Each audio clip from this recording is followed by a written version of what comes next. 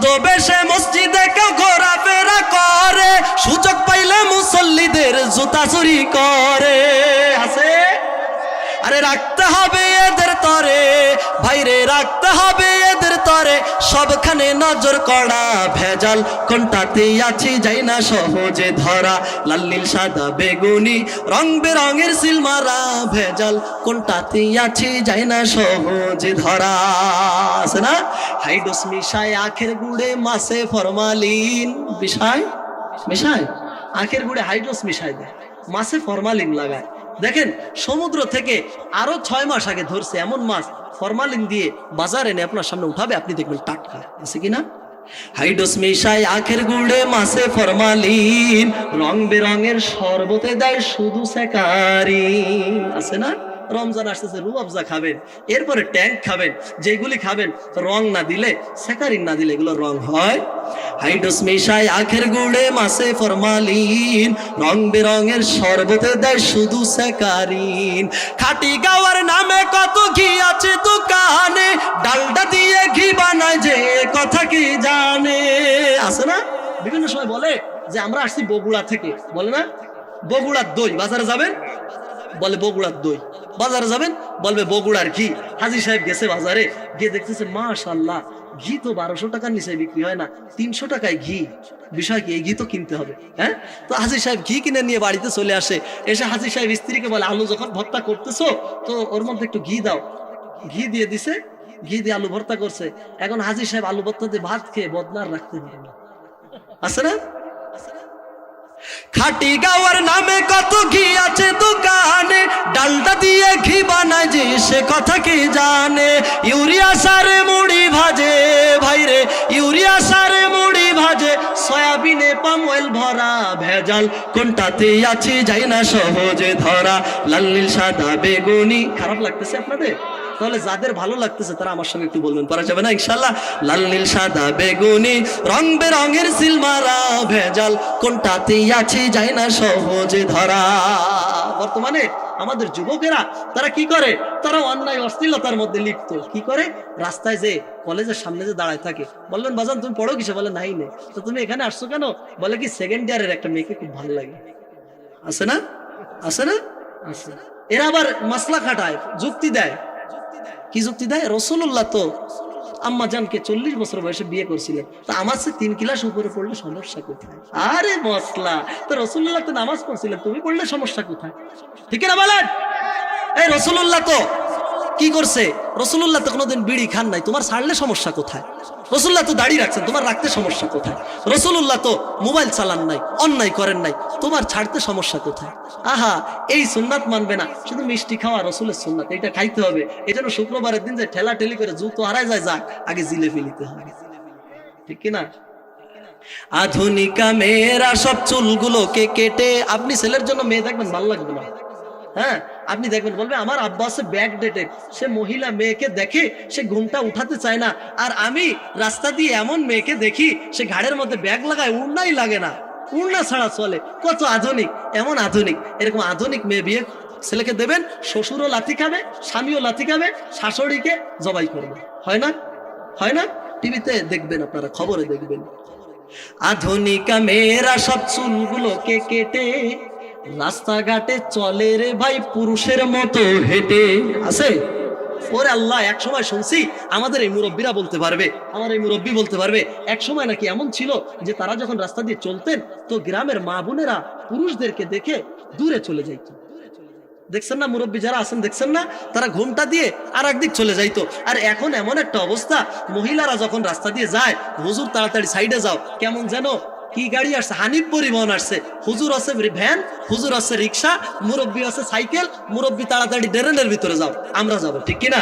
আধুনিকা মেয়েরা সব চুলগুলোকে কেটে রাস্তাঘাটে চলে রে ভাই বেহায়ার মতো হেঁটে, চোখ দাদানো মেকআপ করে মুখটা বানায় ধলা। আছে না, বিয়ের সময় মেয়েকে দেখবেন বিউটি পার্লার থেকে সাজায় নিয়ে আসে, মনে হয় জান্নাতের হুর। এই মেয়ে এত সুন্দর, তাহলে জান্নাতের হুর কত সুন্দর হবে। বিয়ের পরের দিন যখন মুগ্ধ হয়ে তার বউকে তার স্বামীও চেনে না। শ্বশুর বলে কালকে এই তো একে তোমার শালি নাকি, বলে না আব্বা এটাই তোমার বউ। না আছে না, চোখ ধাঁধানো মেকআপ করে মুখটা বানায় ধলা, যায় না রে অনুমান করা ফর্সা নাকি কালা, আছে কি না? আল্লাহ পাক রব্বুল আলামিন জমিনের মানুষকে ডাক দিয়ে বললেন, তোমরা যদি জান্নাতে যেতে চাও তো তোমাদের দুইটা শর্ত, তোমাদের প্রথম নাম্বার ঈমান, দুই নম্বর নেক আমল। ঈমান কখন সুন্দর হবে, নেক আমল কখন তোমার মধ্যে ঢুকবে? যখন আল্লাহর ভয়টা তোমার মধ্যে ঢুকে যাবে। কথা বলেন ঠিক কিনা? আরে আল্লাহর ভয় যদি আমাদের মধ্যে থাকে, সমাজের মানুষগুলো দুধের মধ্যে ভেজাল দিতে পারে না, সমাজের মানুষগুলি সুদ খাইতে পারে না, ঘুষ খাইতে পারে না, অন্যায় করতে পারে না, জিনা করতে পারে না। কথা বলেন ঠিক কিনা?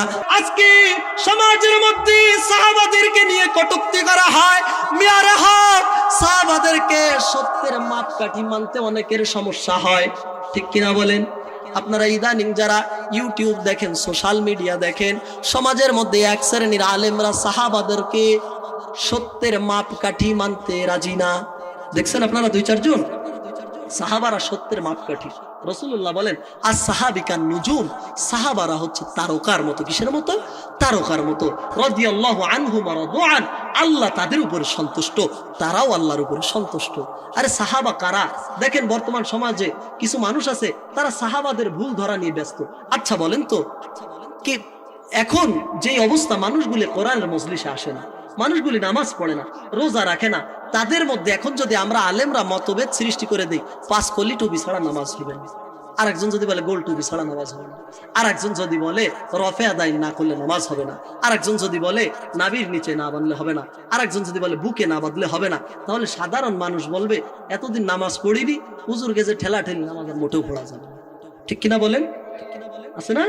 আজকে আমাদের মধ্যে আমরাই দ্বন্দ্বের মধ্যে আছি, এই জন্য আজকে মানুষগুলি হেদায়েতের পথে আসতেছে না। আমাদের উচিত ছিল গোল টুপিও টুপি, 5 কলিও টুপি, ঠিক কিনা বলেন? তাহলে টুপি নিয়ে কোনো ইখতিলাফ না করা উচিত ছিল, তাই না? এরপরে কি ছিল?